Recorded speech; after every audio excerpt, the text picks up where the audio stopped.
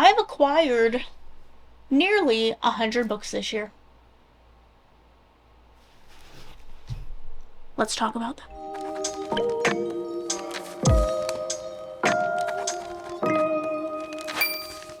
A decent amount of books. Now, I did unhaul a bunch of books at the beginning of the year, and I'm about to do another big unhaul. Reading has been difficult to fit in as of the past year and a half, but I feel like I'm getting back into the groove of reading a lot more books, and I kind of just want to start a little bit more fresh, really be kind of a hard ass about the books that I have. Unfortunately, I don't stop collecting them. So today I'm going to talk about the nearly 100 books that I have acquired. I'm going to start off with the ones that I've actually read this year, just so we know I've been a good girl. Tell me I've been a good girl. Tell me I've been a good girl. This isn't weird at all. We're not going to get weird about it. We're not going to get weird about it. I actually can't remember if this one came this year or not, but this is Feybound, and I absolutely had a blast with this. Very predictable, but also a blast. Gave it a 4 stars. Can you tell? Can you tell that I had a really good time with it? Fae have essentially disappeared. That is until they reappear one day, and we have to go into the Fae world as prisoners and see what the hickety heck has been going on. Legan and the Bardo is one that I've actually read years ago, but it is one of my favorites, and when I snatched this copy for $3, I said, yes please, yes ma'am. Lincoln's son who has died, and his time in the graveyard and being visited by Lincoln, and about mourning and about loss, and also just how absolutely funny ghosts are in the afterlife. Lovers was a reread for me, and I read this when I went to the beach with my friends, and we all decided to buddy read this on the beach. 10 out of 10 would recommend if you want to do a beach book club, do a getaway, just read on the beach together. This was a good pick. Any of Emily Henry's stuff is honestly a good pick. This is a 5-star for me. Has always been a 5-star for me, and I really enjoyed rereading it. I've been in a rereading mood, as you will see. Okay, this is about 2 sisters, and our main character decides that she is going to go with her sister to the countryside as a girl's getaway, even though she is a workaholic. She's in the publishing industry and she can't stop. Her nemesis, they didn't have a good first impression. She runs into him in the small town that they are vacationing to, and keeps running into him. And now they have to duke it out, but we know they're going to duke it out with their hearts. I picked up the first 3 volumes of Chainsaw Man. I've read the first 2 and I haven't gotten to the 3rd just yet, but this is one that I enjoy and I would like to collect. This is about a boy who becomes part chainsaw. Also, Spy Family. Another manga that I really enjoyed and wasn't too sure if I was going to, about a spy who needs to get it, infiltrate this, school system, so he has to adopt a daughter, and then he has to get a fake wife. Fun fact, though, is that the wife is assassin, but no one knows each other except for the daughter is a telepath. But they all keep this a secret to each other. So they're all just a freaky family, and I love it. It's a good time. I've actually read, 15 volumes of this, but just have the first one. Dungeons and Drama. I picked this one up at the beginning of the year because it seems so cute and cozy. And also D&D. I love D&D stuff, so I thought this would be really, really cute. I think I probably rated it middle of the road because, as you can tell, I don't really remember much. I remember it being cute when I read it. Not as much D&D content as I thought there was going to be. Basically, she's this upbeat, preppy girl who ends up joining this D&D group and is with Mr. Grumpy kind of deal. I think they're fake dating because, her ex, she wants to get back with her ex or something. I don't remember, but it was cute at the time. Do I plan to keep this book? Probably not, to be honest. Oh, then I ordered some super, super beautiful editions of the Percy Jackson series. Okay, this was a Luma crate. They did these super stunning gold foil editions.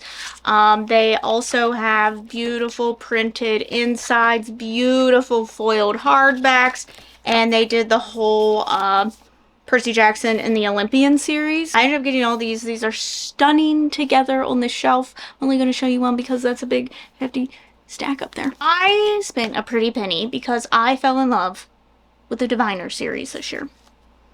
And for anyone who doesn't know, the Diviner series has had many cover changes over the years. And the one that I read is actually not this There's none that match that one. And these ones, I think, are heinous, and they also don't match, really. And they don't even match the vibe, honestly, of the books. The books are fantastic. They're amazing.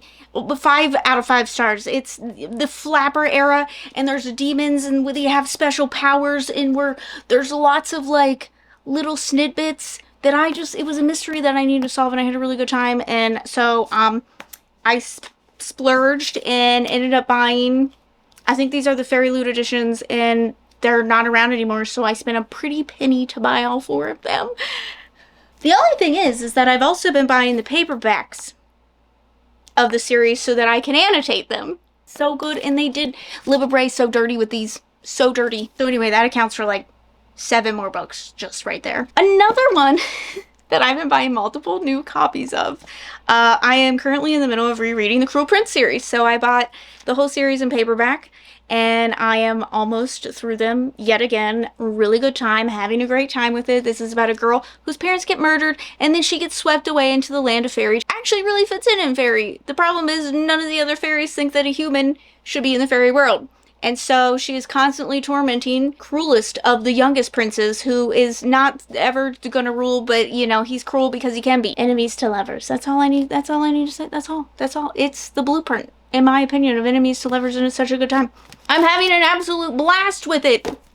Always will, always have, baby. I bought multiple copies of both of these books because, well, Godkiller is one of my all-time favorite books. It came out last year and I'm obsessed, and the sequel came out this year. So, I have multiple copies of Godkiller, but this year I bought this one from my friend Ree, I think the Waterstone edition, and went ahead and sent that to me.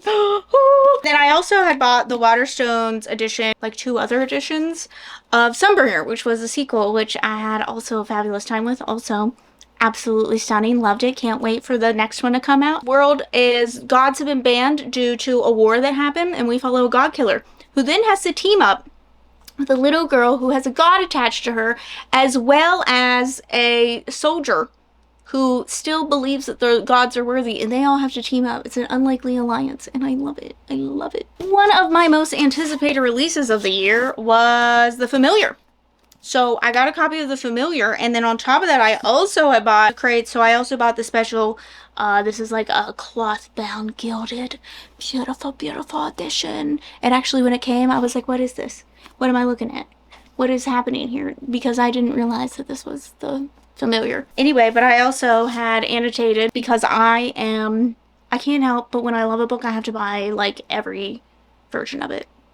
And I always annotate just the basic bitch. No, she deserves to be loved, and then the other ones are like trophy wives, you know? This gave me a lot of vibes similar to Addie LaRue. I love Leigh Bardugo's adult writing. I really think that she's really come into her writing as an adult writer, and I really enjoyed this.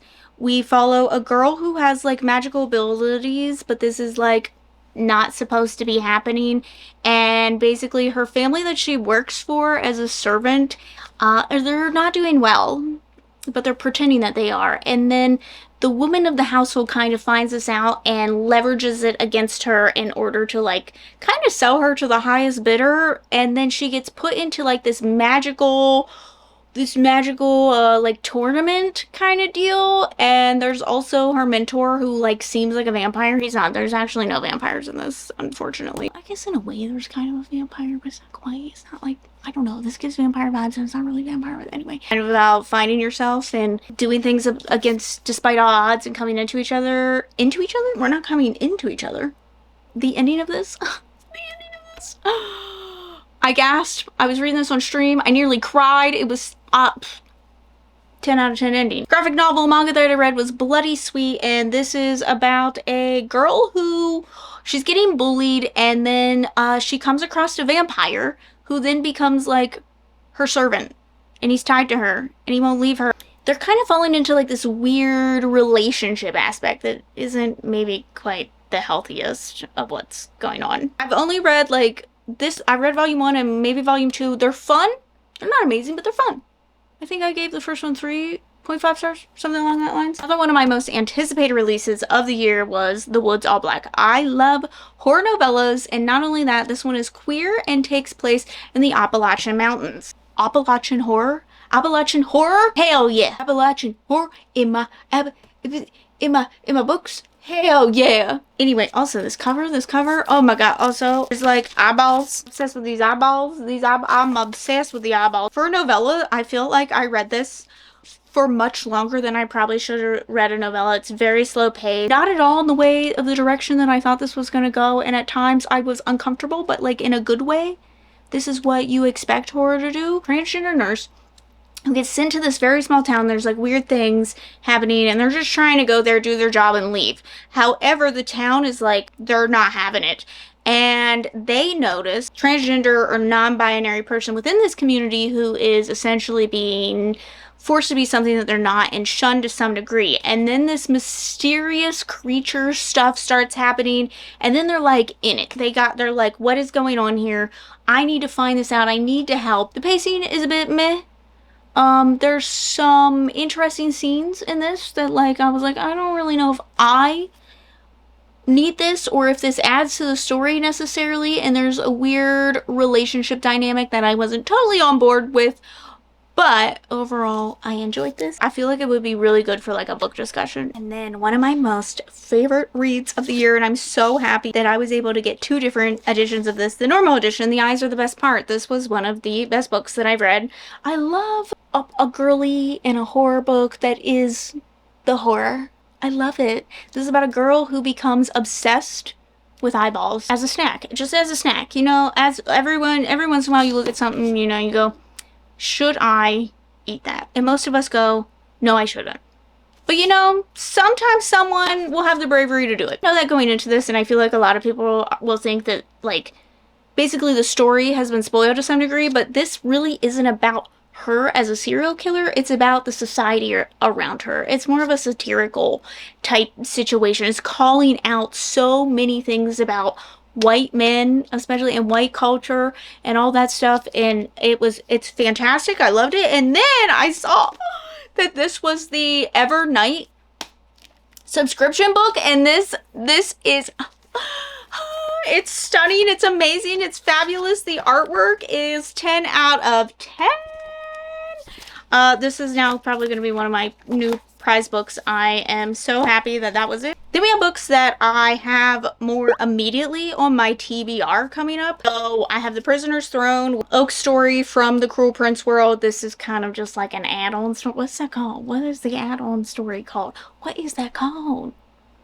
It's not a sequel. It's a adjacent story. It's a companion.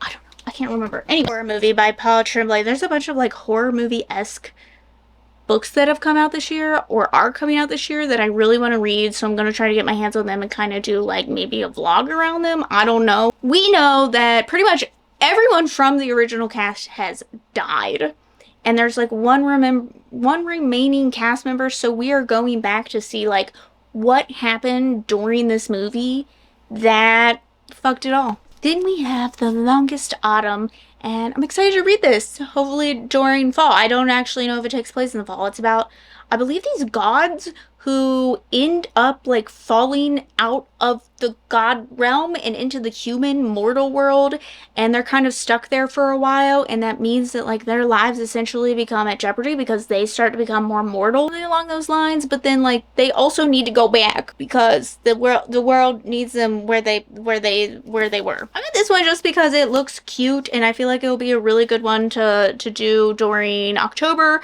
I plan on doing another 24-hour reading stream in October, and I thought maybe adding the Sad Ghost Club could be a nice like palate cleanser. This is just a graphic novel about a sad little ghost. Another graphic novel that I've heard really good things about and just haven't gotten to is Something is Killing the Children. I don't know anything about this, and I tend to like to go into a lot of these things not knowing much about this, but I'm going to assume that something is killing the children.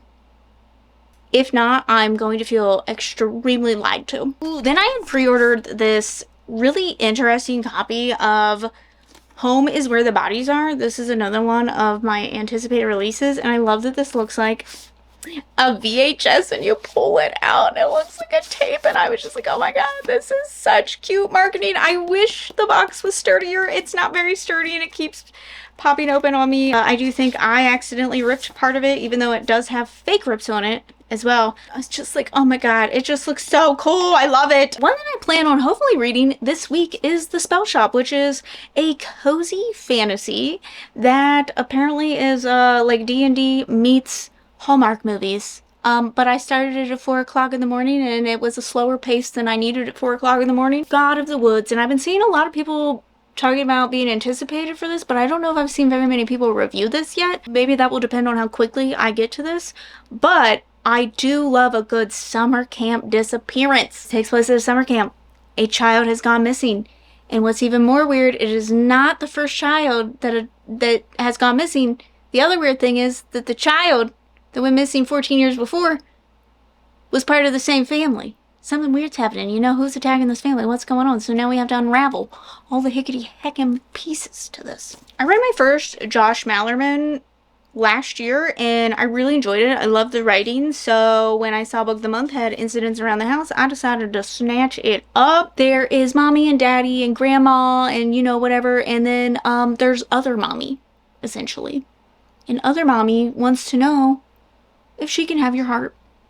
And she's growing tired of waiting. It sounds creepy as hell. Hopefully it's better than the Coraline book, because that was kind of trash, but still. Been really interested in when I saw it on Book of the Month was Listen for the Lie, and I kind of want to push this up on my TBR because it sounds super interesting. Basically, two best friends, everyone knows their best friends, and then one night, one of them is found walking down the street, disgruntled, covered in the other one's blood, and everyone thinks she's a murderer. So it's years later, she's moved away, attempted to start a new life, and a podcast has decided to cover this story, and she has to go back and try to unearth all that has happened. Oh my god, 3 more things that I would like to get to soon. I don't remember what this one was, but I've heard really good things, and I think it has to do with heist. A heist of some sort. A Tempest of Tea. This is the Fairy Loot edition, which is why it's so shiny, shiny, shiny, but yes, I think that it might deal with a heist. I don't even know. Vacation by St. Gibson. I'm going to assume St. Gibson. This is also a fancy Fairy Loot edition. Loved A Dowry in Blood, so I knew that I wanted to get this. I don't believe this came in a box. I think you had to buy it, and I'm done missing my chances for things. I've learned my lesson after buying The Diviners. This follows a group of people who I believe are unearthing a bunch of secrets about the town, and it's magical, and I think they're secret society. Author, we also have a Dark Academia, which is an Education of Malice, and I've heard decent things about this as well. And I do believe that this is a queer Dark Academia book, and it's, I want to say, rivals to lovers, maybe, possibly. So I think this one's also Fairy Loot. Then we have things that are on a TBR, but I've gotten these more for specific videos that I'm looking to do in the future. Not going to go too much into this stack on like what they are necessarily for or what they're about, but I came across some books as I was doing some thrifting, and I thought, oh my god, wait, these all have a similar theme. So we have Schooling, Rave Circle, Madame, and All Girls that I'm interested to do some sort of vlog with in the near future. Then I saw this absolute gem of a book. Why Kill Arthur Potter? And I said, I have a video idea and I need this immediately. I bought the Bridgerton, at least the first 4 books in the Bridgerton series, and I have a plan for these. Did I become a Bridgerton girly? Maybe. Will I remain one? That is yet to be found out. So kind of random. I don't know what I'm envisioning with this book, but I saw it and I thought, why not own that? Dragonlance Chronicles, Volume 1. Does this look like a gem? Unsure. Time will tell. We have some arcs that I am working my way through, slowly, more slowly than I should be. The Dead!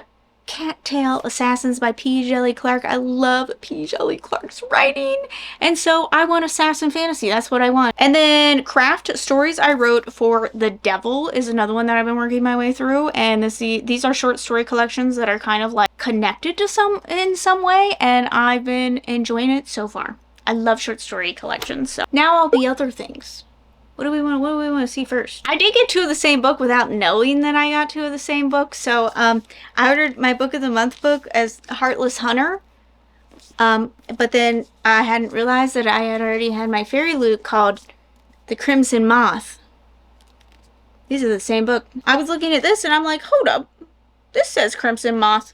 So anyway, I got 2 of these books accidentally. It happens more than I care to admit, honestly, the amount of times I buy more than one book accidentally. My newest book of the month, I got Hera by Jennifer Saint, right? Who does a lot of mythology retellings, normally feminist mythology retellings. A short walk through a wide world about a woman who is traveling all over the world to hopefully avoid a curse of some sort. And then I also got, oh my god, this was mostly for vibes, I'm not even gonna lie, but this is Spitting Gold, an irresistible gothic novel about sisterhood, seances, and sapphic love. Sold.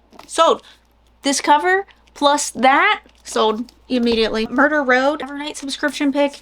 I don't love this artwork. I know that they were going for like a vintagey type of thing, but I just don't think it quite nailed it on the head. And then another one that they had done was the Invocations. And again, this was another one that was like kind of underwhelming when it came to like the artwork. Now, the skeleton on the page is 10 out of 10, but overall, really wasn't overly impressed. Now, I love the naked one, which I will probably mostly have out. I also got Hollow Kingdom. I've heard so many good things. I think this is like is this a dystopian from the point of view of a poor little crow? I picked up this one mostly because it had such an interesting, simplistic cover, like giving super horror vibes. Supermarket. This is about a guy who just works as, you know, works at a supermarket, and then one day he comes in to a crime scene, and then everything starts to unravel. And I do believe that this is a psychological thriller, and I'm intrigued. I'm super intrigued by that. Werewolves in Their Use by Michael Chabon.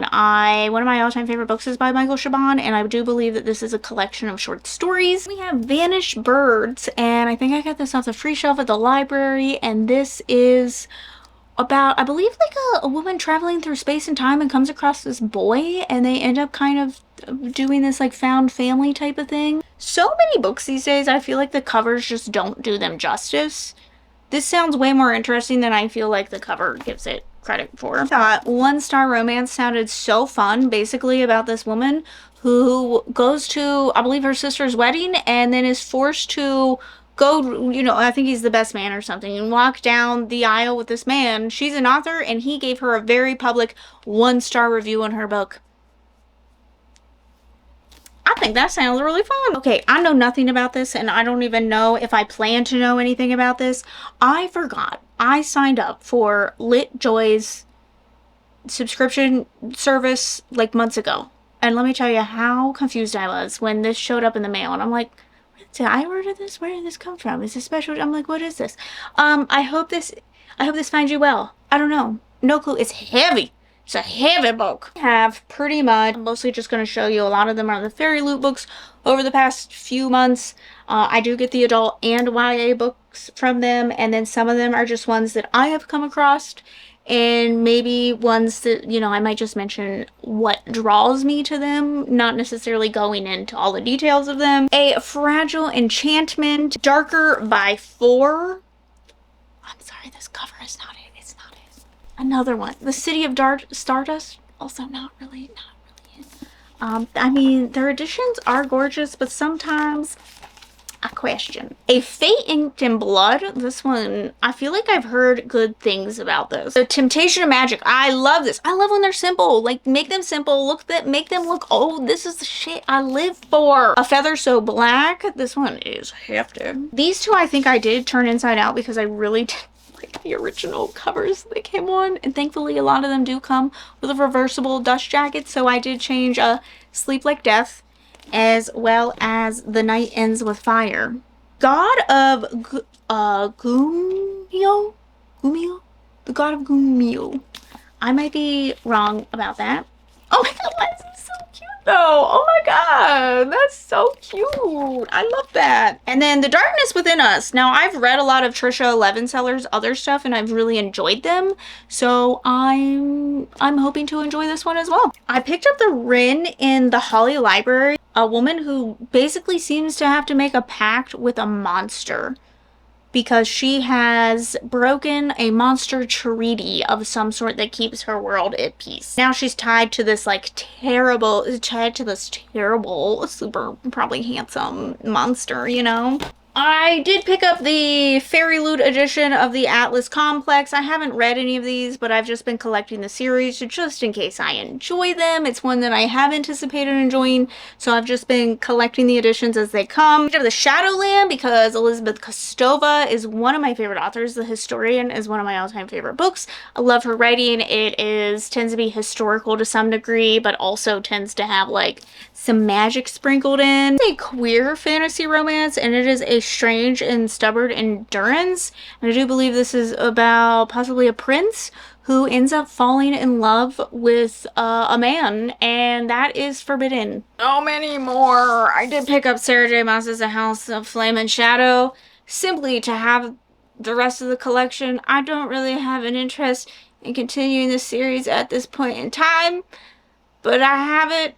Why is it so big? Why? I could do a workout with this shit.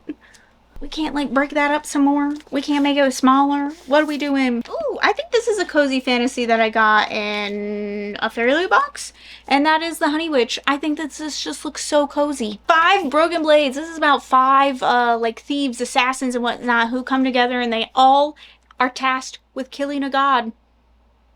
And I think that sounds fabulous. Oh, so excited. I love when there's just like a big cast of characters and they're all untrustworthy. Oh, I love that stuff. Let me eat it up. Fae Inked in Blood. This is one that I feel like I have seen absolutely everywhere.